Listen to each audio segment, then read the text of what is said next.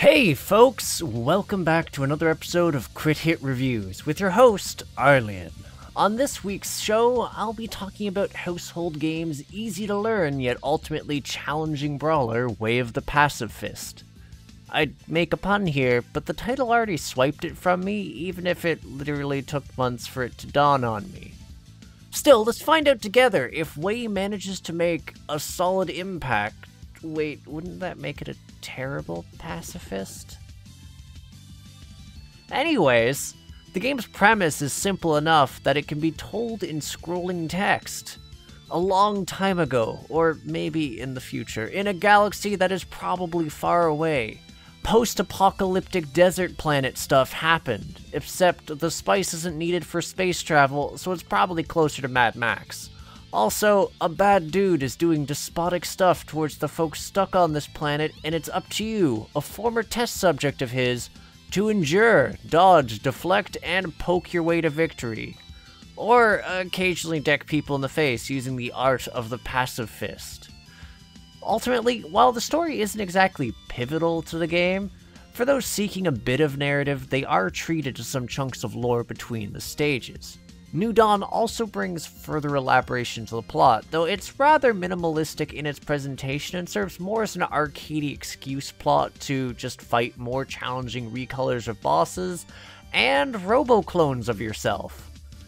Which, speaking of gameplay, Way of the Passive Fist is a rather interesting title, as it manages to invoke memories of old-school arcade brawlers, but still manages to provide some rather interesting changes. The first amongst these is how it even approaches combat, as rather than relying on mashing on attack commands to pummel your opponents into submission, you instead parry and dodge your foes until they exhaust themselves, opening them up to be poked into unconsciousness.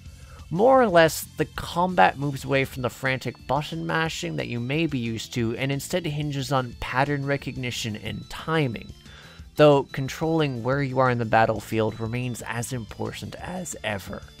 This also has the side effect of making the game have rather simple and easy to learn controls. Another large difference is that the overall difficulty of the game is highly customizable, allowing you to adjust how many enemies will be swarming you in combat encounters, the relative damage they deal, the number of checkpoints and pickup items they are, and lastly, even the timing of the inputs. See, you get some special attacks that let you deal with the enemies by doling out some serious damage, but also can effectively clear the screen. That said, they're based on a combo meter, which raises based on timely inputs of blocks, dodges, and finishers, and which resets when you get hit. But if you really want to escalate the game challenge, you can in fact handicap yourself by only having it count the meter up when you perfectly input your commands, which can be a serious pain at times. Now, at the current juncture, there are 3 game modes, those being the Story Mode, New Dawn Mode, and the Paciverse. Story Mode has you pacifying enemies across a handful of stages, typically ending in a boss encounter, though not always. That said, there's a rather key aspect to progressing in a smooth fashion, and that's actually getting higher scores by chaining combos and clearing rooms in a timely fashion, because you actually level up in story mode based on your score. These level ups provide you access to more elaborate supers, as well as additional health and maneuvers. Inversely, New Dawn mode provides you with a far more challenging campaign to, well, passively power through, in which you're already starting at your maximum strength. That said, don't expect it to save you. Some of those bosses in New Dawn mode are challenging as heck. Which leaves the Paciverse to talk about, and that's about where I hit a brick wall. See, the Paciverse is a series of randomly generated combat encounters which end in a boss fight after you fulfill certain prerequisites. The kicker here, however, is that this game mode is locked in at the hardest difficulty setting, and you essentially start out your base level of strength, making it an extremely challenging series of encounters, and one which you'll be praying to RNG as to because your abilities are unlocked at fixed points and in a random order. TLDR, it's a challenge mode.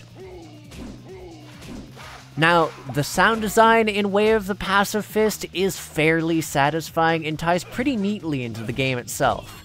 Even if you're not necessarily the best at reading the visual tells for an enemy's attacks, they also frequently have sound effects which can help cue what attack is coming next, and the small bits of flavor put into the boss's voice is nice.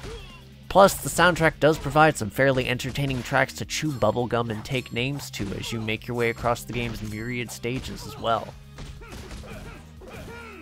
Now, I was super happy with the Way of the Passive Fist's aesthetic design, not only because it managed to capture a weirdly quirky but altogether appealing visual design for its protagonist and enemies, but more importantly because of the clarity of its character animations meant that knowing when to parry or dodge was fairly apparent.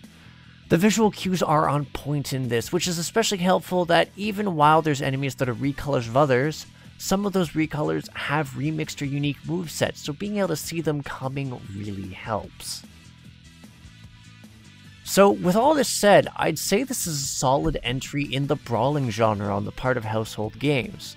While I wasn't able to fully plumb into the depths of the Pacifists, the game still provided me a solid amount of challenging yet altogether enjoyable gaming experience. The simple ability to escalate certain aspects of the difficulty if I felt the game was getting too easy, or inversely to adjust other bits of the difficulty down, was an aspect I really enjoyed. Frankly, I'd place this game as a crit hit, and I look forward to seeing more from the studio in the future.